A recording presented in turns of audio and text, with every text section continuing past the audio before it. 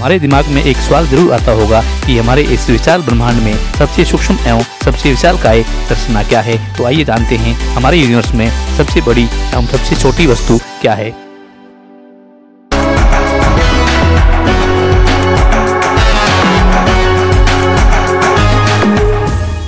नमस्कार, जागृति पथ मीडिया मंच पर आपका स्वागत है।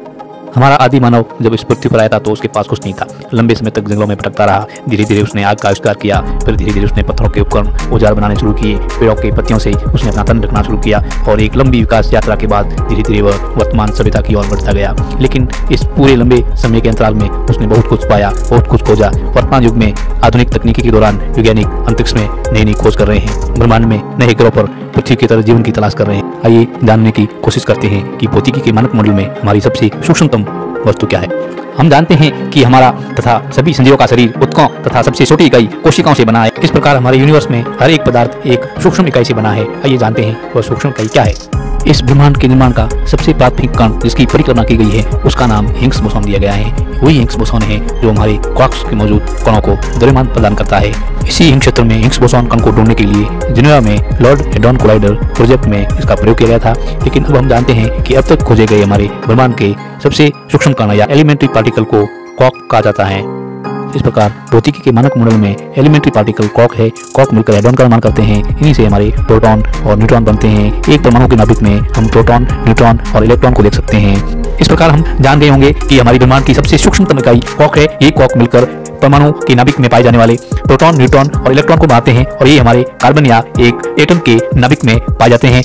एक या एक से अधिक परमाणु मिलकर अणुओं का निर्माण करते हैं और इन अणुओं से बना है हमारा हर एक पदार्थ। दरअसल ये परमाणु और हमारे प्रोटॉन और न्यूट्रॉन आखिर होते कहाँ हैं? इसके लिए हम देखते हैं एक पेड़ की कोशिका की स्लाइड। एक स्लाइड के अंदर हम देखते हैं कि एक हमारी कोशिका है और इस कोशिका को हम जूम करके देखते हैं तो हमें मिलता है क्रोमेटिन। इन्हीं क्रोमेटिन के अंदर होती है डीएनए की संरचना। इसी डीएनए के आगे हम देखते हैं तो मिलते हैं डीएनए के ब्लॉक्स। इन्हीं ब्लॉक्स के अंदर मिलता है इलेक्ट्रॉन के बादल से ढका हुआ एक कार्बन नाभिक। इसी कार्बन नाभिक के अंदर मिलते हैं असंख्य इलेक्ट्रॉन और इन्हीं इलेक्ट्रॉन के बाद हमें मिलता है हमारा प्रोटॉन।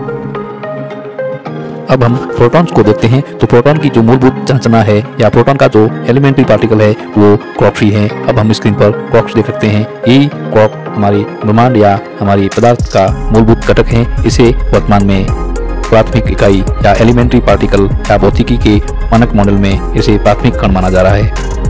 अब हम जान गए हैं कि हमारे ब्रह्मांड का सबसे मूलभूत कण क्वार्क है। लेकिन क्वार्क से भी सूक्ष्म कण अभी तक खोजा नहीं गया है। हालांकि हिग्स बोसॉन के कणों की जो परिकल्पना की गई है लेकिन ऐसा वास्तविक कण अभी तक खोजा नहीं गया है जो हमारे ब्रह्मांड का सबसे सूक्ष्म या मूलभूत कण हो सके। इसके बाद हम जानते हैं कि हमारे ब्रह्मांड या हमारी पृथ्वी पर सबसे विशाल संरचना क्या है। तो सबसे पहले बात करते हैं पृथ्वी की। पृथ्वी पर मानव ने रहकर यहाँ पर विभिन्न चीजों को खोजा। पृथ्वी का स्थल मंडल तथा पृथ्वी की आंतरिक भाग और पृथ्वी के ऊपरी नदियां, पहाड़, महासागर, महाद्वीप आदि के बारे में विस्तृत एवं वैज्ञानिक ढंग से अध्ययन किया। लेकिन अभी तक मानव पृथ्वी की आंतरिक कोर या क्रोड तक नहीं पहुंच पाया है क्योंकि माना जा रहा है कि वहां तापमान बहुत अधिक है और मानव की बनाई गई कोई वस्तु वहां जा नहीं सकती।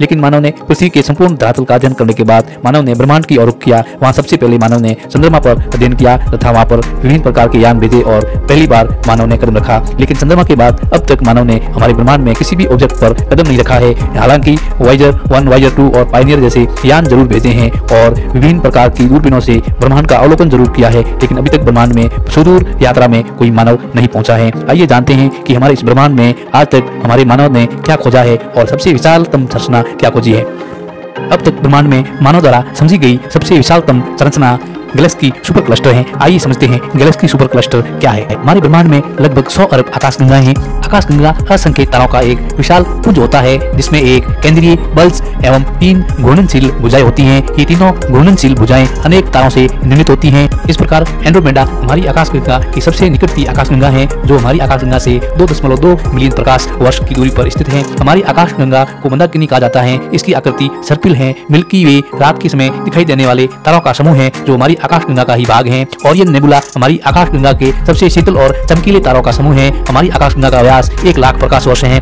आकाशगंगाओं के समूह या श्रृंखलाओं को सुपर क्लस्टर कहा जाता है। सरस्वती सुपर क्लस्टर ब्रह्मांड में अब तक ज्ञात सर्वाधिक वृहद संरचनाओं में से एक है।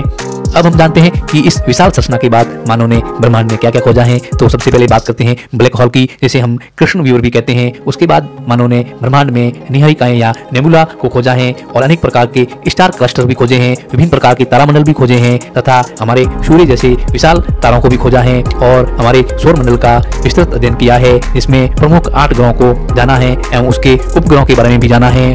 तो दोस्तों, हमने जाना कि हमारे बुद्धिजीवी मानव ने एक प्रोटॉन या एक कॉक्स से लेकर इस ब्रह्मांड में विशाल आकाश गंगाओं के समूह सुपर क्लस्टर को खोजा है।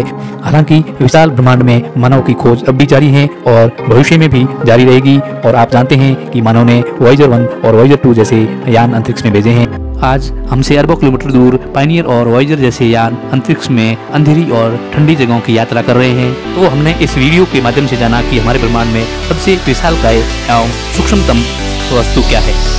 हमें उम्मीद है कि भविष्य में मानव ब्रह्मांड के रहस्यों के बारे में और भी जानकारी प्राप्त करेगा। दोस्तों, जानकारी अच्छी लगी हो तो हमें लाइक एवं सब्सक्राइब करना नहीं भूलें। धन्यवाद। आप देख रहे थे जागृति पथ।